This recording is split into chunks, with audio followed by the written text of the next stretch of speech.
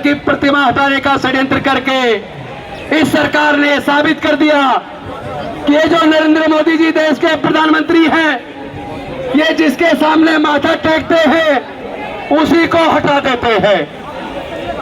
आपको याद होगा जब 2014 के अंदर मोदी जी शपथ लेने के लिए आए, पहले बार संसद में आए, तो लेट के साष्टांग इन्होंने संसद को नमन किया था और उसके बाद उसी संसद को बदल दिया, नई संसद बना दी और उस संसद के अंदर राजतंत्र का प्रतीक उन्होंने संगुल को स्थापित कर दिया।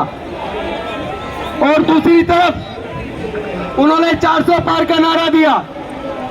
उनके सांसदों ने, उनके नेताओं ने कहा कि संविधान को बदलना है तो मैं 400 पार सीटें जिता के दूं। पूरे देश के अंदर जो समतावादी विचारधारा वाले लोग हैं, जो फूले साहू अंबेडकर की विचारधारा को मानने वाले लोग हैं, वो लोग लामबंद हुए, इकट्ठे हुए। उन्होंने कहा किसी भी कीमत पर डॉक्टर बाबा साहेब अंबेडकर के बनाए संविधान के साथ हम खिलवाड़ नहीं होने देंगे, भारतीय जनता पार्टी को बहुमत में नहीं आने देंगे। मैं धन्यवाद करूंगा अपने समतावादी विचार वाले पूरे साहब अंबेडकर को मानने वाले लोगों को।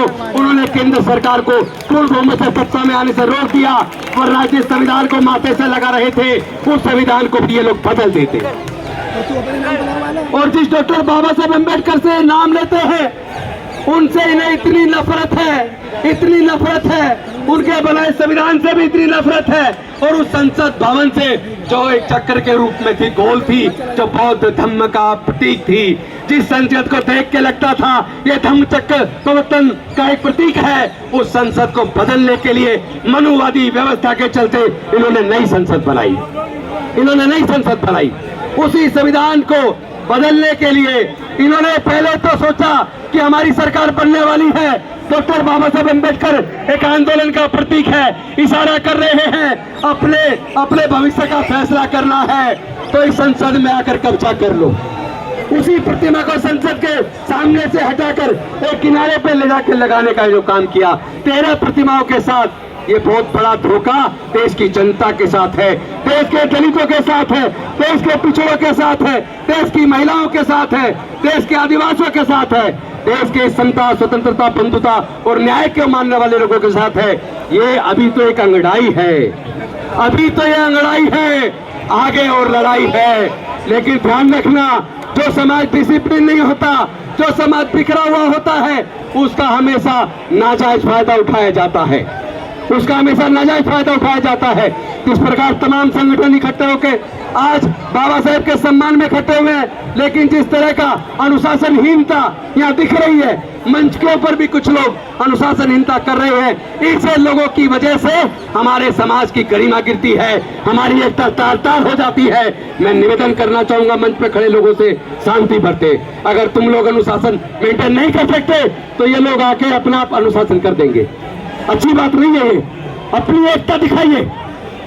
हमारा फोटो, हमारा भाषण महत्वपूर्ण नहीं है, डॉक्टर बाबा साहेब अम्बेडकर का सम्मान, स्वाभिमान, इस समाज का सम्मान और स्वाभिमान महत्वपूर्ण है। राजेंद्र गौतम रहे या ना रहे, उमेश सिंह गौतम रहे या ना रहे, निशांत जी रहे या ना रहे, उदित राज रहे या ना रहे, भंडारी जी रहे या ना रहे, कैन साहब रहे या ना रहे, लेकिन ये समाज रहना चाहिए, बाबा साहेब का मान सम्मान रहना चाहिए, इस समाज का सम्मान रहना चाहिए। अगर समाज का सम्मान चला गया, अगर संविधान खत्म हो गया, फिर क्या करोगे? फिर किसको भाषण सुनाओगे? आपको कोई भाषण देने का भी मौका मिलने वाला नहीं है। इसलिए एकता बनाइए, एकजुट होइए। अभी तो यह लड़ाई है, आगे और लड़ाई है। आज तक केवल सरकार को चेताने आए हैं, इस प्रोग्राम के बाद जरूरत पड़ी तो हम लोग आज वॉलेंटरी आज गिरफ्तारी देंगे, वो गिरफ्तारी सांकेतिक होगी। लेकिन अगर संसद के अंदर डॉक्टर बाबा साहेब अंबेडकर की प्रतिमा उसी पुराने स्थान पर और जितनी ऊंचाई पर थी उतने ऊंचाई पर नहीं लगाई गई, इसको राष्ट्रव्यापी आंदोलन बनाएंगे, हमें कोई रोक नहीं पाएगा। हम डॉक्टर बाबा साहेब अंबेडकर के बच्चे हैं, आप भूल जाइए, आप हमें रोक पाएंगे? आपके अंदर इतनी ताकत नहीं है, आप लोग हमारे दम पे हैं, आप हमारी वजह से हैं और हमें कुचलने का काम करते हैं।